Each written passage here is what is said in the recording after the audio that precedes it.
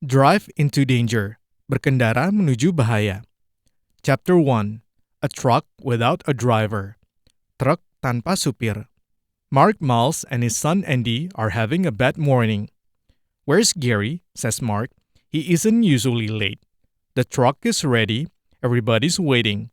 Mark Miles dan anak laki-lakinya Andy sedang mengalami pagi yang buruk. Gary di mana? Tanya Mark. Nggak biasanya dia telat. Truknya udah siap. Semua orang juga udah nungguin. Then Gary Slater comes to the office. He is ill. I've got a bad arm, Mr. Miles, says Gary. I'm very sorry, but I can't drive today. Tidak lama kemudian, Gary Slater datang ke kantor. Dia sakit. Tangan saya sakit, Pak Miles, kata Gary. Saya minta maaf, hari ini saya nggak bisa nyupir. Just then, Kim Parker arrives. She is a student. Her father is one of Mark's drivers. She is working in Mark's office in her holiday. Lalu, tidak lama kemudian, Kim Parker datang. Dia adalah seorang pelajar. Ayahnya merupakan salah satu supirnya Pak Mark. Dia kerja di kantor Pak Mark di waktu liburnya.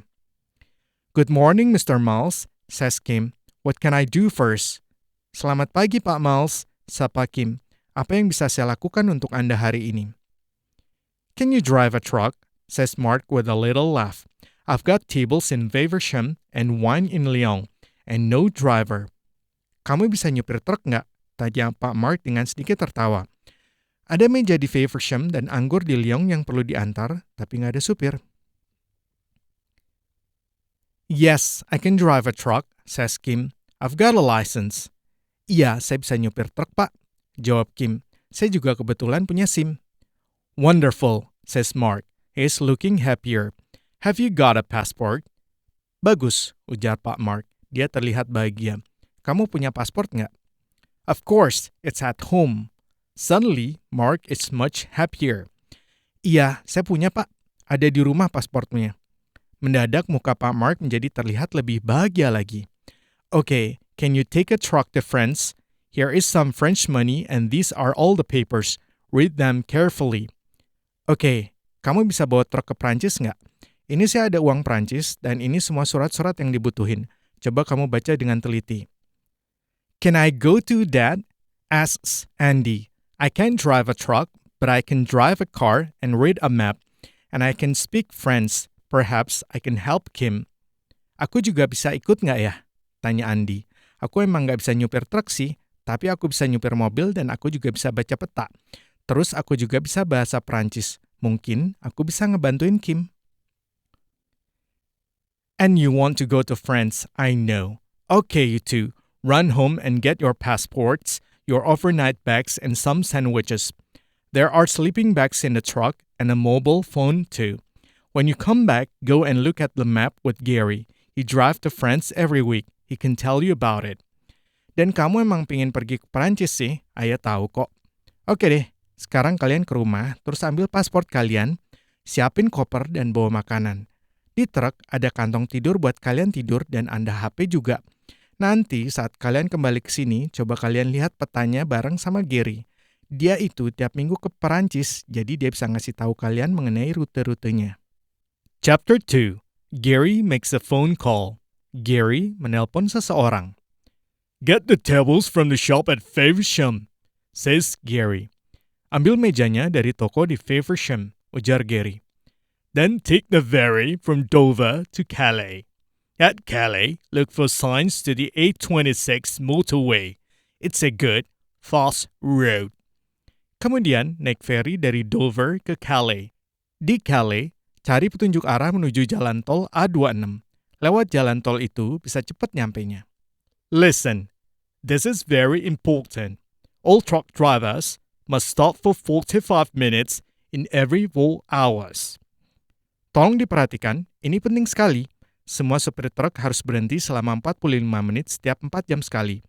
I know, says Kim. Saya tahu itu, kata Kim.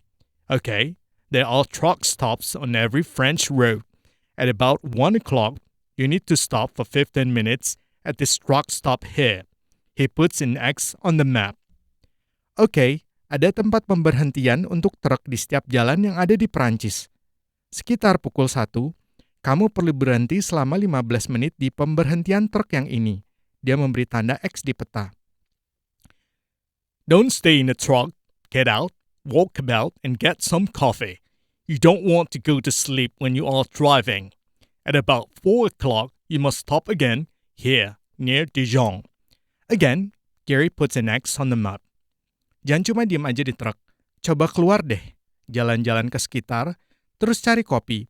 Kamu tentunya nggak mau ketiduran waktu kamu lagi nyupir kan? Sekitar pukul 4, kamu mesti berhenti lagi. Di sini, di dekat Dijon. Sekali lagi, Gary memberi tanda X di peta. The cafe at the truck stop makes wonderful coffee. Good luck and drive carefully, says Gary. Cafe yang ada di pemberhentian truk yang ini, kopinya enak loh. Semoga sukses. Nyetirnya hati-hati ya, kata Gary. Andy and Kim get into the truck and drive away. And Gary makes an important phone call. Andy dan Kim masuk ke dalam truk dan kemudian mulai mengemudikan truknya. Dan Gary pun menelpon seseorang. Hello, Gary here. I can't drive today, but tell Paul it's okay.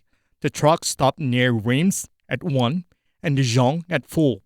Look for a girl with brown hair and a boy in a yellow shirt. Halo, ini Gary. Saya nggak bisa nyetir hari ini, tapi tolong sampein sama si Paul, ini nggak masalah. Truknya akan berhenti di Reims pada pukul 1 dan di Dijon pada pukul 4. Cari anak perempuan yang rambutnya coklat dan anak laki-laki yang pakai kaos kuning. Chapter 3. The truck is losing oil. Bab 3. Truknya, olinya bocor. Andy and Kim arrive at Faversham. They tell the man about Gary's arm. Andy dan Kim sampai di Faversham. Mereka menceritakan mengenai apa yang terjadi dengan tangannya Gary. The tables are ready. My men can put them in the truck. We can sit in my office and wait. Would you like some coffee? The man says. Mejanya udah siap. Orang-orang saya bisa meletakkannya di atas truk. Kita bisa duduk di kantor saya dan menunggu di situ. Kalian pada mau kopi nggak? Tanya orang itu. They leave the truck and go into the office. Mereka pun meninggalkan truk dan masuk ke dalam kantor. Kim and Andy drive to Dover and take the ferry to Calais. They drive off the ferry and out of Calais. They find the motorway and a big stop sign. Kim dan Andy mengemudikan truknya ke Dover, lalu kemudian naik ferry ke Calais. Setelah itu mereka turun dari kapal tersebut dan keluar dari Calais. Mereka berhasil menemukan jalan tolnya dan ada tanda stop besar di situ. We need a ticket, says Andy. He puts his hand out of the window to take the ticket, but he is too far away and the ticket goes under the truck. Andy jumps down and goes to get it. Kita butuh tiket nih, kata Andy. Dia menjulurkan tangannya melalui jendela untuk mengambil tiketnya, tapi masih terlalu jauh dari jangkauan tangannya, lalu tiketnya pun jatuh ke bawah truk. Andy pun segera turun untuk mengambilnya. Okay, I've got it now. Andy calls to Kim, but the truck is losing oil. Not much, but we must do something about it soon. Oke, udah dapet nih tiketnya, kata Andy kepada Kim. Tapi truknya olinya bocor nih. Nggak gede sih bocornya, tapi kita perlu buru-buru benerin. Okay, says Kim. I can do that at the truck stop. Come on, let's go. Oke, kata Kim. Aku bisa benerin itu di tempat pemberhentian truk. Yuk kita cabut. They arrive at the truck stop near Reims at about 1 o'clock. Kim gets under the truck. Mereka sampai di pemberhentian truk dekat Reims sekitar pukul 1. Kim pun lalu melihat ke bawah truk. You're right, she tells Andy. The truck is losing oil, but it isn't very bad. Then suddenly she calls to Andy. Kamu benar, kata Kim kepada Andy. Truknya, olinya bocor, tapi nggak parah sih.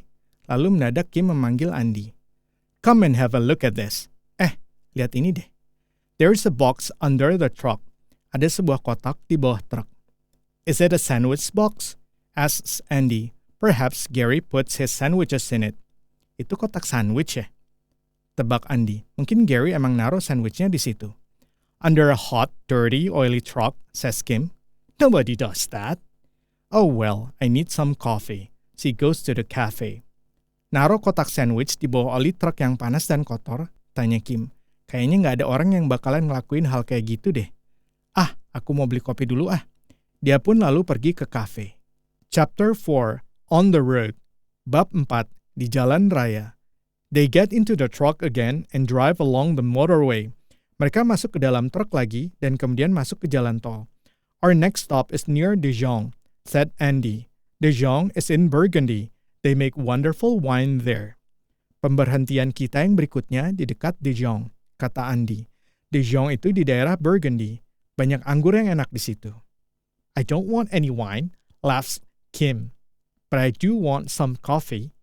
Aku nggak mau anggur sih, kata Kim sambil tertawa. Aku maunya kopi. They arrive at the truck stop just before 4 and sit down in the cafe. Suddenly, Andy says, "Someone's looking under the truck." Mereka sampai di pemberhentian truk tepat sebelum pukul 4 dan kemudian mereka duduk di kafe. Mendadak Andy berkata, ada orang yang ngeliat ke bawah truk kita tuh. Through the window of the cafe, they see a fat man in a green shirt. He takes something out from under the truck and goes to a red car. Melalui jendela kafe, mereka melihat seseorang yang berbadan gemuk dan mengenakan kaos berwarna hijau. Orang itu mengambil sesuatu dari bawah truk tersebut dan kemudian pergi ke arah mobil yang berwarna merah. I don't like this, says Kim quietly. Let's go. Aku nggak suka ini, kata Kim perlahan. Ayo kita pergi. A few minutes later, Kim looks in her mirror. Beberapa menit kemudian, Kim mencoba melihat melalui cermin yang ada di dekatnya. Andy, she says quietly, there's a red car behind us, and the man in the green shirt is driving.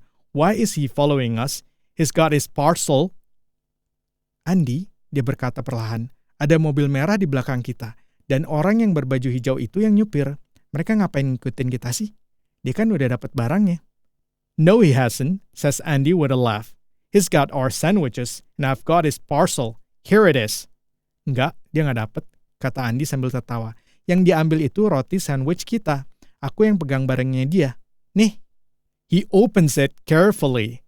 In it are about 50 small white paper bags. Oleh Andy, dengan hati-hati dibukalah kotak barang tersebut. Di dalamnya terdapat sekitar 50 kantong kertas putih kecil. What's this? Says Andy. Ini apaan ya? Tanya Andy.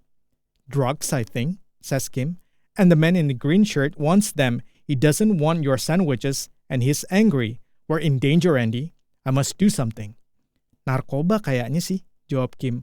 Orang yang pakai baju hijau itu nyariin barang ini ternyata. Dia nggak mau roti sandwich kamu. Dan sekarang dia marah. Kita gawat nih, Andy. Aku harus ngelakuin sesuatu. The red car is only a few meters behind. Kim stops suddenly. The red car runs into the back of the truck. Mobil merah tersebut hanya berada sekitar beberapa meter saja di belakang mereka.